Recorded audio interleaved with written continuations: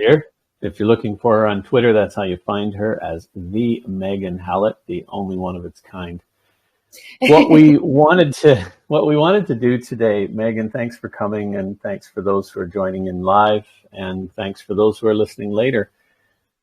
We wanted to, this is the first of its kind for us over here at AscentPad. We wanted to bring you here to introduce our community to the type of project that we want to be launching on the AscentPad Launchpad once we go live. And we want to do that so that our community can also see the quality that we're looking at in projects too. And it's true, you've already launched, you're not relaunching, so no, there's no big hype around this for us or our team. But after working with you in the background here for a little while, I just thought this would be really ideal, because this helps everyone identify when they're looking for projects to bring to the Launchpad, help them identify the type of founder we're looking for and the type of project we're looking for. So what I thought was we'll cover some things like challenges you've faced, or background, and then challenges you've faced, a little bit of what's next, and then how can we get involved. And then maybe somewhere along the lines, I'll throw in what we're doing also as a project to help create a safe place for crypto at the end of the day. That's it. But maybe we'll just break it up a bit. So let's just address one thing at a time. What's your background? And then the background of the project. But let's just start with your background. Yeah, so my background is in education. I was a teacher for 8 years, and I like pretty much every other teacher here in the US, we all said goodbye to our classrooms on Friday the 13th in 2020, not knowing when we would go back to it. And during that time, that was like the first time in my life that I actually was told, sit down, don't do anything. And I had nothing but time on my hands, and it's really just not in my nature to sit there and do nothing. So 2 days later, on March 15th, I realized, well, hey, I love education. We have to teach virtually now, which none of us were prepared for or thought we'd have to prepare for. And I also, on the side, was a project manager for app developers and clients, and being that bridge between the two and helping them schedule and, keep, their concept flowing. So I had experience in the app development side, but not quite the crypto side just yet. So while I was sitting there, I realized, well, hey, I've helped people create their own apps.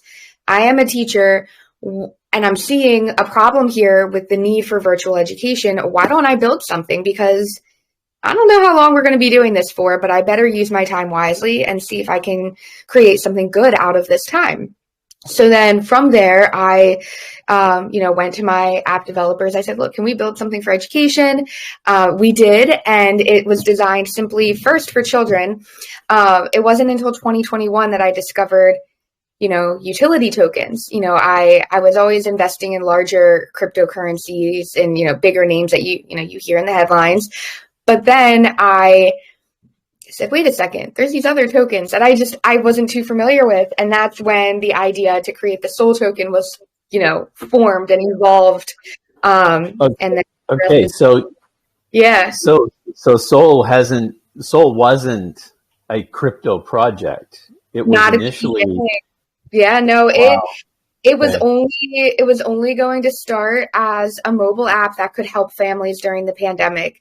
And then when I discovered that play to earn was a thing, and that on top of providing a service, we could provide something to families, their parents, adults, that could also help them financially during this time, that's when it evolved on top of that.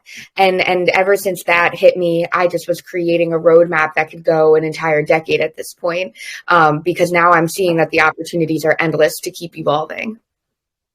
Okay. So that's very interesting.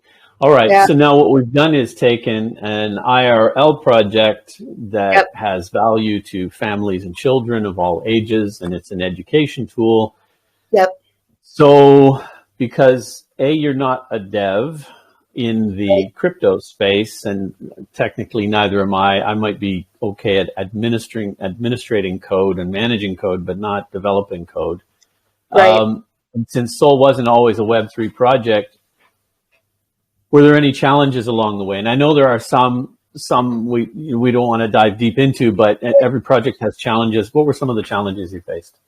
Well, yeah, and I think, I had the familiarity and the knowledge in the app development space, and I obviously, I knew the basics of investing in cryptocurrency, knowing what cryptocurrency is, but I think taking it and evolving it, I knew, one, my audience already are people that, downloaded this app because it was an app, not because it was a cryptocurrency project. And two, making sure that I'm finding the right team in the cryptocurrency space, because while, my version 1 app developers are, strong in what they do on the app development side, they're not Web3 developers. So and that was perfectly fine with them. They understood that I wanted to take this in a different direction, and they honestly said, that's not us. So I was happy that they could bow down and say, look, we can, provide whatever we need to help you move forward into version 2, but we want you to find the right team, the right army to do this the right way, because what you have here is special. And that meant a lot to me.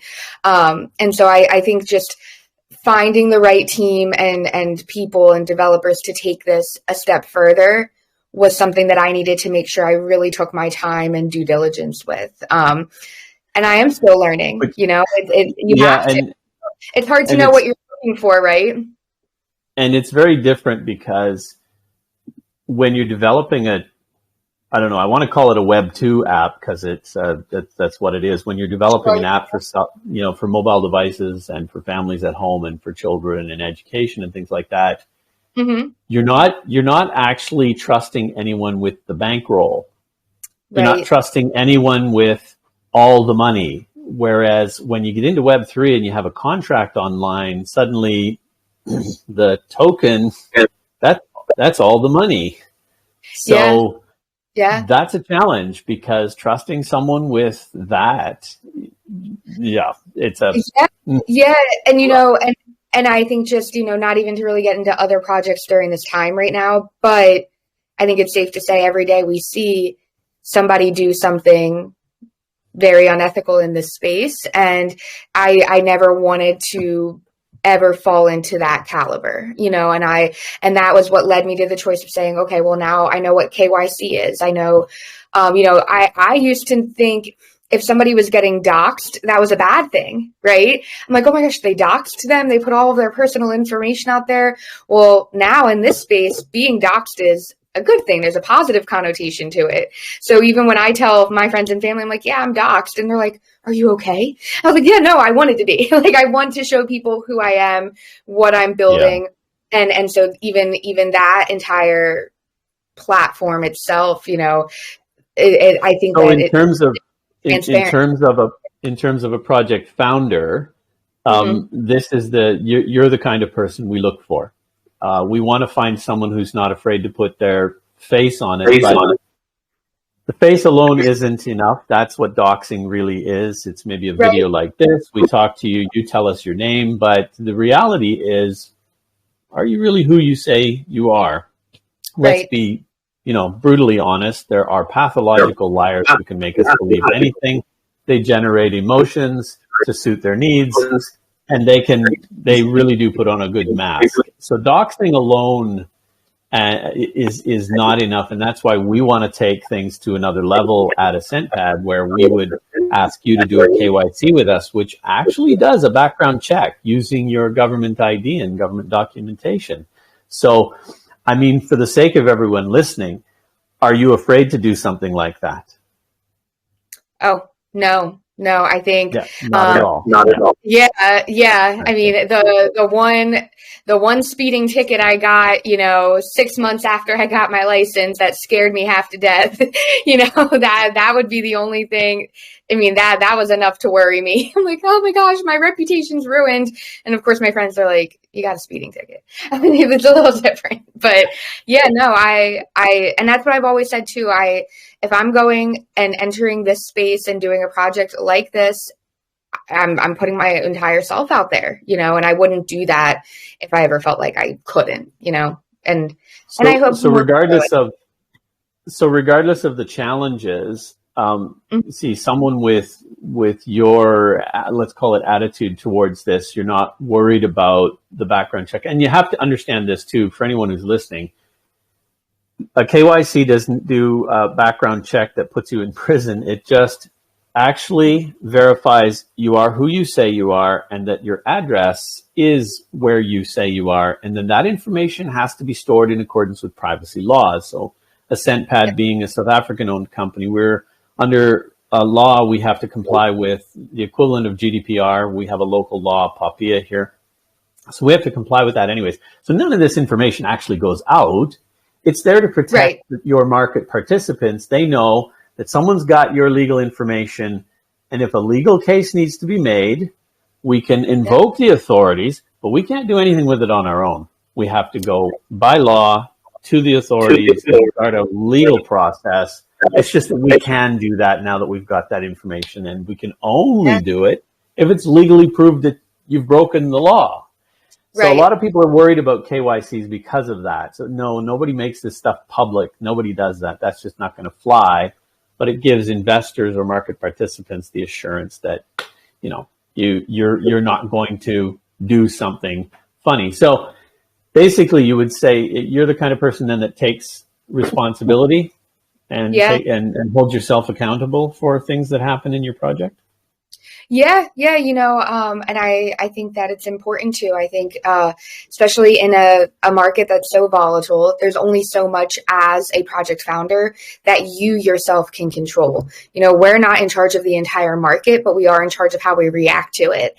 And that's, you know, pressure that you take on with being a founder, but it's also pressure that I was prepared for, especially in, you know, previous career where I always had to have, you know, 3 or 4 backup plans for everything I do. It's kind of in my nature to always have various avenues that something can go towards in an effort to react to whatever happens. So, you know, so it's the preparedness that I think we need in this space, because I think the last week has shown us that we really have to be prepared for anything, right? So, yeah, I don't want to dub it that, but the biggest rug in crypto history. It's not really a rug, but anyway, yeah, a lot of bad has happened. Sadly, on that FTX front, if we're going to comment just briefly on that, it was a necessity according to a lot of big players in this space. So this isn't just rhetoric from a few YouTubers. It's legitimately something that's needed to happen so that regulation can kick in, and then Bitcoin can finally go to the sky's the limit. Right. All right. So thanks for that, Megan. So SOWL Token was not always a Web3 project. You actually had a user base with the app. Then you added the token. So now you've got this tokenized education product. So tell us a little bit about how all of that works and maybe a brief on what's next. Sure. Yeah. So when version 1 of the app came out, which we initially had called Early Bird, you know, our mascot was an owl, the super owl. And then the crypto side of it, we took like the S in super, an owl, and, you know, phonetically that should be pronounced SOWL, but we like soul better because we also doing a play on word with like the actual word soul. That is going to be, you know, the rebrand of version 2 of the app, which is not just designed for children anymore. We know that we were able to provide a service for children, you know, during the pandemic to supplement their education, but we see a need for furthering education to all age levels, right? We don't want education to have any bounds. And we also know that, you know, education is not a one size fits all industry. There's so many different types of learners. You know, there are so many different challenges that various learners may face. And I'm happy that I have a team of curriculum writers to help me expand the levels within version 2. Now, the entire concept of our gaming is that you can now play to earn, but you can also learn to earn. So we're coining that phrase, learn to earn, but you're doing it through incentivized gameplay. Learning can be fun. It doesn't have to be, you know, just clicking on multiple choice questions all day and then getting paid for it. We want there to be this desire and this need to want to come back and play more because it's fun, and to be able to associate learning with something so positive is what I really think we need in this space. So the way that it works in version 2 is we're coming out with a web browser app. We're finding, interestingly enough, people are downloading apps less. If they take up storage on your phone, and you can still quickly just go to a web browser, type in, the name for the game, and go and play. It also makes wallet connectivity a lot easier than integrating it through the mobile apps, Google Play Store and Apple App Store.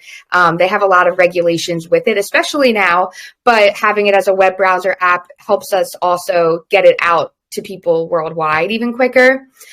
Users will sign up. We don't collect, their data. We just have them associate a username and email address to have an account, connect their wallet. And then once your wallet is connected, you can purchase game credits to play. Now, obviously, game credits are going to be significantly less expensive than the rewards you earn from it. And from there, we're going to have various different games that have to do with various educational content, whether it's with reading, writing, mathematics, science, geography, core concepts that you're learning in school, or more specific content areas such as crypto education. We even have levels that are being created for communication skills and manner skills, building out a resume, how you can play to earn and practice, prepping for your next interview. We wanted to evolve platforms like Udemy and Coursera and Masterclass, and how they have all of these niche subject areas that people might be looking for, and continuing to add those levels into our game as it evolves, so that there's something for everybody here. And I think that's very cool. Yeah, so maybe we could have an anti-scam section. Learn how not to get scammed in Web3. Got the little sniper somewhere in here. Yeah, that would be cool. Yeah, I'm constantly, and even though we're not unveiling all of the levels at once, because I think of, at least growing up, I remember my brothers would buy a video game and then they would beat the entire game by the end of the night, and I'm like, well, that was just a day of fun for you, so we want to keep unveiling more levels as we go to keep people coming back for the next installment, or the next level dropped, and that also just helps us keep the hype going too. If we release everything at once, you're gonna have the hype, and then it's going to go down. So we want to keep it moving. So yeah, that's our strategy behind it. Nice. So there's a nice flow of new things coming up to keep interest in it, and keep activity on the project, which is one of the reasons why we're having this conversation, because a lot of Web3 projects, token-based projects, they've got some idea, but they started as a pure Web3 project, and that's not to say that we wouldn't ever launch one of those. Of course we will. Sure. Our only criteria to launch with us is to have a KYC and contract audit, which goes a lot more than just a contract audit with us, because we need to make sure projects are genuinely safe. So we go a little bit deeper than just an ordinary audit like a CertIC or Hacken audit. But my point is just that those kind of projects often do exactly what you said. Whoa, to the moon, baby. Wait, the moon was on the other side of the earth, right? Sorry, guys. Yeah. So what projects need is some way of keeping interest in their project, so that charts go down. They just do. We're not saying a chart will never go down when they launch with us. That's not the case. Every project has, everybody's got to make their own decision about what to invest in. None of this is financial advice, and disclaimer here, it's for entertainment purposes only. But the point is, charts go up, charts go down. People get happy, people get angry, people get happy, people get angry. But if you have a nice steady flow of new things coming in your project, it'll keep the chart just kind of puttering along. And then there's every now and then you'll have a nice big burst, because new communities will learn about it. And who knows if adoption of this app isn't something that's going to just take off like another hidden gem. And we could probably name some, but none come to mind right now. Bottom line is, you've got a nice plan in place. You come from the Web 2 side of things, so you brought a community into Web 3 with you. You're taking responsibility, holding yourself accountable for what happens in your project, and you're doing your best to manage a lot of stuff. I do know you're juggling things behind the scenes. We have both had some very late night conversations. Managing all of that very, very well, and you've got a nice plan for what's next. So Yeah. I just wanted this brief introduction for our audience. We don't have to go into any more detail, but maybe just if there's anything else you want to add, go for it. But maybe wrap up with telling us also, including that, how can we get involved? Yeah, well, I think too, something that I found to be very important before we entered this space was the fact that aside from being a project here, we're also a registered business too. We have, not only do we have the C corporation, but we also have a 501c3 nonprofit. And the nonprofit side has allowed us to be able to put tablets into local community centers with the app onboarded onto them with the help of, state and county government support from where I am. I was very fortunate to receive a local grant to put this project out there. And so I think that's something unique that we have going here, especially now and from a marketing perspective, is that, yeah, it's important to market this project online. But I think with something like education, it also needs to be marketed in the real world. And I always say people hate what they don't understand. And for anyone who is weary of cryptocurrency, which they might be right now because of headlines, it gives us an opportunity to say, no, look, this is a good thing. It can be a good thing. Here's how. And I think that having the company, we did get, 3 patents, a trademark, and we are actually, we have a regulation Form D filing with the SEC already that we acquired last April. That positions us in a way where, especially now with the SEC kind of seeing what are we going to do about regulating these projects, well, thank goodness we don't have to wait in line for that approval. We already got it. And so I couldn't have predicted it, but I sure am thankful that a year ago I said, you know what, this might be something we're going to need one day because I want this to be big. And if I can have that SEC backing and that documentation already, then, I mean, we're already a step ahead of crypto projects who might be starting to look at that avenue and might not be able to be successful because of the time. So I think just our background planning and how much time we took behind the scenes prior to where we are today has positioned us for a long future. And that's kind of what we're focused on now. And getting involved in any capacity, however big or small, we're thankful for everybody who, gets involved in this project because they have a say too. We have community voting, we have, community engagement that we do, with, just little trivia nights in our group or talking about different types of games we want to see. I always say, this isn't my project, it's our project. We would not have a chart functioning without everyone else. So I rely on and I'm extremely thankful for the community members because they're the ones that, keep this project going just as much as the builders and the founders do as well. So that's awesome. Okay. Yeah. So from a Web3 point of view, a crypto point of view, I do have an idea. We would like to do a give back, get back kind of thing with SOWL Token. And I think for anyone following up on this later, it stands, but let's just put some dates on what we're about to announce here. So it's going to start today and we're going to end it as of Sunday, the 4th of December there. Yeah. Starting today, the 17th of November, ending, wrong date. 27th, Sunday, the 27th of November is when we're going to end it. So it's roughly 10 days from now, the 17th of November, ending 27th of November. And here's what we want to do. And like I said, it is a give back, get back. As you know, we are in relaunch at AscentPad.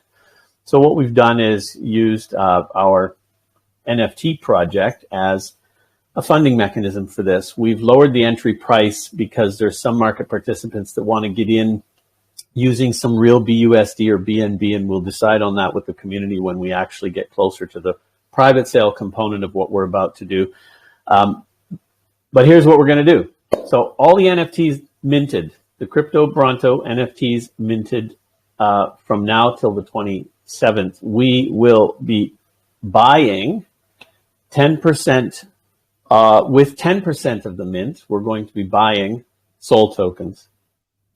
One thing that we've always done all the way along, so then that benefits SOWL Token. That's a bit of the give back. end of it. That's not the end of it. So if someone does mint 10 Brontos or ends up collecting 10 Brontos into their wallet, we're going to give them one more for free. Nice. And then if the SOWL community ends up minting 30 or every 30, but we'll start with 30 because that's a lot. But if they mint 30, we're going to give 6 Brontos to your marketing wallet. But what's special about the Bronto NFTs? So let me just briefly touch on this, and I won't drag this out. There is a ton of stuff packed into this NFT, and it's not all about the money. It is family friendly. Yep. Number one, it's 8K art. We've hidden secrets in it, and because we're a safety and security oriented company backed by Layer 1 Cloud Pty Limited of South Africa, we do cybersecurity as well. So we built something called sniper proof secrets inside the artwork, which you can only see if you zoom in. But we've also done something for the community that owns it. We've hidden it. So you don't know what Bronto you've got until it's revealed. And we're only revealing, it'll be a long time from now because we have 10,000 of these. So we're going to wait till we're at least 3/4 minted before we reveal anything. But at that time, that kind of boosts the excitement and gives everybody an opportunity to maybe sell a Bronto on the market. However, you may not want to sell these ones because they're going to own, just like there's taxes on every project. AscentPad's going to have some taxes. We take 50% of that, and we share it with everyone as dividends. The Brontos minted now will earn those dividends, and we do plan to launch within the next month or two. So your marketing wallet will forever collect a little bit of ASP tokens over time. So it's a genuine offer. We want to be able to, your help, your community would be helping us, but we also want to give back. And obviously, if there's ways we can give back more, we want to do that too. So there it is. So that's what we want to do to help. That's our share in supporting. So 10% of the mint goes to SOWL Token, everyone. I truly appreciate that. Thank you so much. And I think it's also a way to encourage people with the SOWL Token community, because right now, if you are a SOWL Token holder and you hold for 2 weeks, then we're giving them a 5% give back of whatever they're holding. And that wraps up on that same day as well. So if somebody were to come in and buy, however much of SOWL tokens right now, and they're a part of that, then on that day too, if they're getting involved, then they're already kind of positioned nicely as well to see the give back from AscentPad, and they're already involved in how that can end up boosting our chart and their initial investment now too. So that's almost another reason to encourage somebody to get involved with the SOWL token right now, because they know something's coming from AscentPad too on that same day. So nice. That's nice. Awesome. Yeah, divine timing. Yeah, so I think what we'll do is we'll leave it up to you. Do we put the 10% in your marketing wallet, or do we buy tokens with it? We'll decide later. We'll make it a surprise to everyone, but that sounds like a whole lot of fun. I know there might be some questions in the room, and I know we have some time constraints. So I think what I'd like to do right now, to keep this one concise, I just want to stop the recording at this point. Sure. And then we'll open up the room for questions, and that can be casual. That gives you the freedom to jump off anytime you need to. So I just want to remind everyone, we've been talking with Megan Hallett, the Megan Hallett on Twitter from SOWL Token. And for everyone in the AscentPad community, we just want to remind you that Megan is running the kind of project that we want to bring to AscentPad and launch here. Project owners that are taking responsibility for what happens in their projects, regardless of how difficult it is, making decisions for the benefit of the community and doing good overall, giving back in the form of education and having a real world business behind them. So thanks very much for coming, Megan. We really appreciate your time. Thank you so much for having me. I'm so excited for this partnership. I think it's what we need in this space. And so I'm happy to be, a part of it now. So awesome. We're going to end the recording there.